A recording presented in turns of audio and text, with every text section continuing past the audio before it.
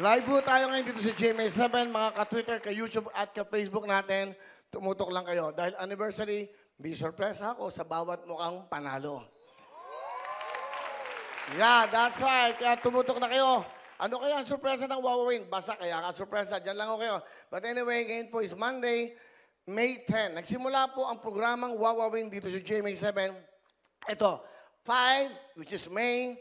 Date po niyan is 10, Agis at 15, 2015. So, 5, 10, 15.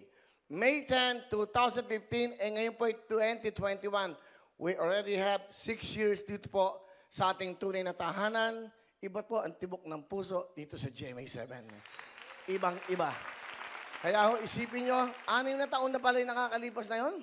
Grabe, no? Ha? 6 na taon na ho, mga kababayan. Hindi namin naramdaman ang pagod. Hindi namin naramdaman yung bang ayaw na namin. Hindi. Lalo pa kami na-inspire. Lalo pa kami ginaganahan. Dahil sa inyong lahat. Happy anniversary, ha? Di ba? Kaya may surpresa ako sa inyo. Marami kami surpresa. Mamaya, nako, meron kaming guest special co-host na napakaganda. Napaka-sexy talaga. Very talented, of course. A beautiful actress from GMA Artists also. Dito yan, at abangan nyo. Pero ito nakakatuwa. Binati tayo. Pumunta rito yung mga dati nating staff. Yan. O, bumati lang. O, yan yung mga original namin from ABS-CBN to TV5. Glenn Pacleb. Okay? Yung sa taas. Ayun, sa taas. O, yan. Walang ginawa kundi mag-Facebook daw sa likod. Yan, si Renz. O, ito naman si Michael. Okay. At ito, Dear Heart sa amin po ito from ABS, TV5. Ngayon ko, nandito naman siya ulit, Nabuna Dalaw, Rocky Sevilla. Di ba? May mga kanya-kanya na ho silang production, pero hindi sila nakakalimot. Kaya maraming salamat. Dahil dyan, alam ko na kung ba't kayo nandito. Alam nila ang anniversary, may bonus. So, magaling. Happy. Hindi naman tayo lahat dito ngayon. Dahil dinalaw nyo kami, hindi nyo kami nakalimutan, bigyan ng Jackie Chan. Okay. Tuloy-tuloy tayo. But anyway, nako. Sarap ng feeling. O kayo. Buhay pa kayo. Maraming salamat. Wowing Dancers! Uy, ganda ng opening ha. Thank you very much. Sige, relax muna kayo dyan. Congratulate natin, of course, the Wowing Dancers and Miss Ana Feliciano! Galing! Yan, ha? Okay, dancers, thank you very much. Tuloy-tuloy tayo. At syempre, okay, nagpabili ako ng simpleng salo-salo. Bawal daw mga salo-salo ngayon. Pero kami naman dito, kanina ho umaga, nagpa-swab kami lahat. Awa ng Diyos, naman lahat negative. Thank you very much. Thank you, Lord. Lahat okay naman. So, may konting salo-salo, pansit lang, pandesal. Mag-peanut butter tayo, kahit Lily's peanut butter, paborito ko yun. Di ba? Masarap. Konting soft drinks. Kwentuhan, konting dasal, pasalamat. Di ba? Kwentuhan sa mga, bilhin mo, 6 years na po ang wawawin kami dito sa GMA7. Di ba? Ano ba yan? May 10, 2015, Kalayaan Studio tayo. Ito pa lang ang schedule natin. Ito yung nangyari. Noong May 10, 3:30 to 4:30 po ang inyong lingkod, ang inyong pong wawawin. So, medyo, dahil, alam nyo, kaya nagtatagal sa programa, hindi po dahil sa amin. Dahil sa inyo. Pag kayo po yung lagi nakatutok at lagi kayo nanonood, yung pong ratings na yan po ang nagdadala sa programa. May 10, 2015, nagsimula po kami sa Kalayaan Studio.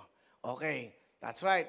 Naalala ko, tinext ako ni Rocky, may baha, may umuulan nun Punong-puno ng tao yung kalye, punong-puno ng tao. Hindi naman po kami live, dahil tape lang ho yun. Okay, August 9, 2015, naging back-to-back na po ng Wawawin ang Sunday Pinasaya. August 9 pala yun, 2015. So, ano tayo? May, June, July, August. So, almost 3 months pa lang, nagkaroon na tayo ng back-to-back sa Pinasaya, which is, naging 2 o'clock tayo. Di ba? 2 to 3:30. Tama. 1.5 hours tayo 2 to 3:30. So, after that, dahil sa inyo naman, inangat nyo na naman yung programang Wawin, tumaas na naman po ang ratings. Ito na ho ang nangyari. February 1, 2016, naging daily show na po ang Wawawin dito po sa studio ng Wawawin dito po sa GMA7. Ibig sabihin po niyan, kaya ho nagtatagal ng programa, hindi po sa akin, hindi sa amin, dahil po sa inyong lahat. Maraming salamat po. Ha? Nawala! Last year, nawala. Kasi nagkaroon po tayo ng problema, itong COVID. O, then nag-March muna ako, di ba Glenn? March, napakuha ko sa Mangrove, sa Puerto Galera, Facebook. O, ano ba yung Facebook na yun? Ano ba yung mga Instagram? Wala po kasi akong Facebook. Ano yun? Instagram, saka YouTube. Wala po akong social media, hindi po ako nagaganyan. So, bigla ako nag-Facebook. Nagbigay kasi tayo ng mga sa mga frontliners ng bigas, noodles, and then ano pa, nagbibigay tayo ng mga pagkain doon sa mga sundalo, sa mga nurse. Umiikot po kami doon, umiikot yung mga staff namin. So pagkatapos nun, yung mga barabarangay, pinadala namin ng mga bigas. Alam nyo, wala namang yun lang. Tapos nagpalaro ako, Facebook, di ba? 5,000 ba? Isang tawag. Tinatanong ko kung ano suit kong medyas, kahit wala.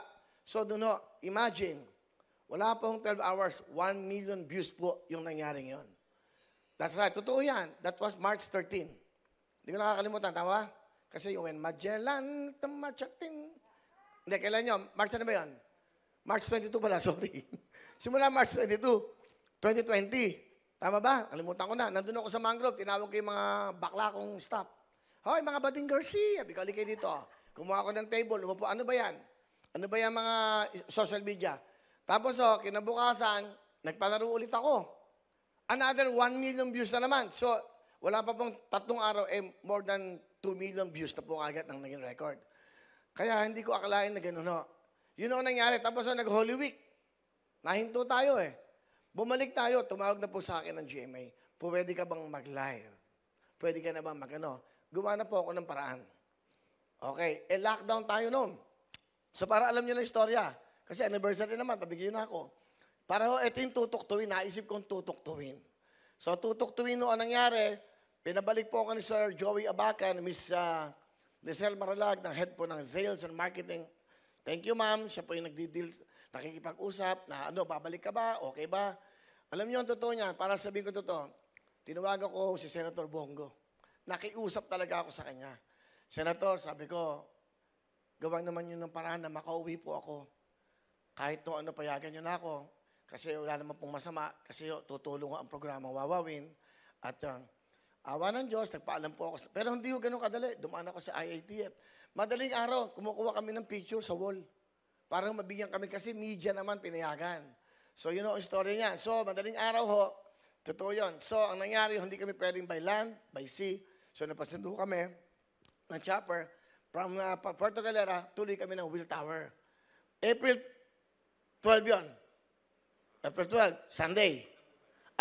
Pasko ng pagkabuhay. April 13, Monday. Si Miss Banji Kuwa, naawa sa amin. Kasi, di ba, may interference natin, hindi namin makontak, ang labo ng shot. That was Monday, April 13. Tumawag sa akin si Miss Banji Kuwa. Yung kanya pong kaibigan na si Direk Beng, Carlos, no? So, pinaram kami ng camera. Pinaram kami ng ilaw. Si DJ Cookie. Tulong-tulong lang po ito. Yun ang istorya ng tutuktuin. So, April 13, at hanggang ngayon po, tuloy-tuloy, nandito pang Wawawin, tutuktuin. Happy anniversary. Di ba? So, totoo yun. So, kaya gumagawa kami ng paraan. Totoo yun. And also, kay Martin Andanar, nakiusap ako. Tapos kay General Anyon. Talagang puro pakikiusap po yung ginawa ko. Talagang nagpakumbaba ako kasi gusto ko makabalik sa TV. At para makagawa ng mabuti sa ating mga kababayan. Dahil during that time, hirap na yung ating mga kababayan. Walang makain, walang bigas, naka-lockdown. So, yun ang nangyari niyan. So, yun nga, tumatawag, 5,000. Hanggang dumating na yung time na, di ba, tutuktuin. Tapos yan, medyo tumatawag, may sponsors. Andiyan din si Sam Bersosa, si R.S. Francisco ng front row. Andiyan si Tita Caro Villegas ng Herbs and Nature na pwede ba mag-sponsor? Wala pa kaming sponsor nun. So, nakiusap ako. Sabi ko, Kisam, pwede ka bang bibigyan ng 50,000 a day? Pambibigay natin, 10,000 bali sa isang tawag. 5,000 sa ganito. So, nagtulong-tulong Yan ang story niyan. Saka, dumating na po yun nga, salamat Shopee. So, salamat po sa Shopee dahil hanggang ngayon, nandyan sila. Ito ang mga sponsors. Hindi ko makakalimutan yan. Sam Bersosa, R.S. Francisco, lahat ng mga members ng front row. Tita Caro Villegas. So, yung mga tumulong sa atin. Of course, Shopee, no? And all the commercials, advertisers po, na lalagay po ng sponsorship sa programang Wawawin. Lahat, alam niyo na po yan. Kayo, kung sino man kayo. hindi ako natulungan nyo. Yung programa po, yan yung pinamimigay namin tulong sa ating mga kababayan. Yan ang istorya po ng Wawawin dito sa GMA7. At yan ang istorya po ng buhay nyo na amin po sinusubaybayan. Dahil po, kailangan nyo ng tulong, kailangan nyo sumaya, kaya nandito po ang programang ito. Kaya, pinapalakpakan ko kayong lahat sa suportan nyo po sa programang ito. Yun lang, di ba? Yun ang katotohanan yan. Today is our 6 years anniversary dito. So, mamaya mukhang panalo na. Ano kaya sa mukhang panalo? Nalala? Magkano bibigyan natin? 10,000? Kung 2 po, 200,000. Okay. Kung isang tawag, 20,000, 400,000. Malaki pala. Pero, anniversary. Hello? Wawawin to, no? Para sa ating mga kabayan. Hello mga kapuso! Ako po si Ipon. Minabati ko unang-una dyan mga kaipo natin, mga kaskwami ko dyan. Nagustuhan nyo ba ang video na to? Marami pa kaming inanda para sa inyo. Mag-subscribe lang sa Wawawin YouTube channel. Tsaka, don't forget to hit the, the bell button para lagi kang updated. Yun lang!